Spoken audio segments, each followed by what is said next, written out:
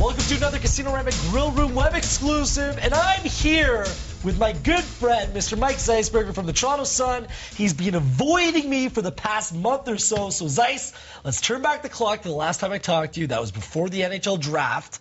Brian Burke has done a lot of rebuilding, retooling with this team. Do you like what he's done? Moderately so. And first off, I haven't been avoiding you. I've been at the cottage. I've been avoiding coming south of Barrie, okay? Because I get a rash in the summer One of those if I come down to the city. Snobs. That's right. It's the Muskoka 6, not 5 that was in Toronto. Right.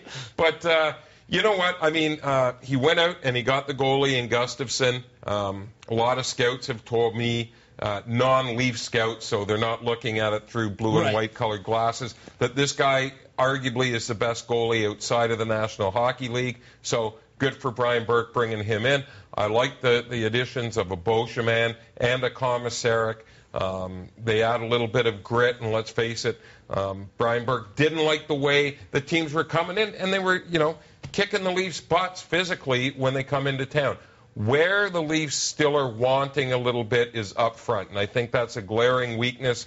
He tried to get the Sedins. They decided to go back to Vancouver. That may have been, in the long run, as we were talking about off air, that may be the best thing that happened. That he didn't get package. That's right. Like one Sedin's fine, but do you really want to be locked in that long term for those dollars when you're not really sure what direction this team is going in at this point? Because they come together, Zeiss. Hey. They just played on a team with Roberto Luongo, who's one of the top 3 goalies in the league. They won 1 playoff round, and I think that's what you have to look at. I think that this year is going to be more of an audition for the Yuri Tulustis, for the 2 kids they had in college, Tyler Bozak, and, of course, my favorite, the Hanson brother. So, we'll see. And I think that the one thing that he's done now is maneuvered himself to say, okay, we're solid on defense.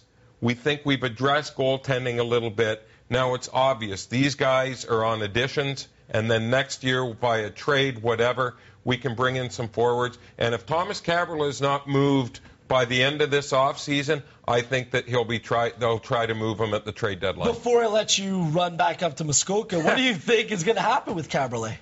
I do think that at some point he's going to be traded. They're waiting, I thought that if they could have got Phil Kessel, there's a 21-year-old forward who scored 36 goals. Yes, some people will argue, he's got a little bit of baggage. He's a 21-year-old kid.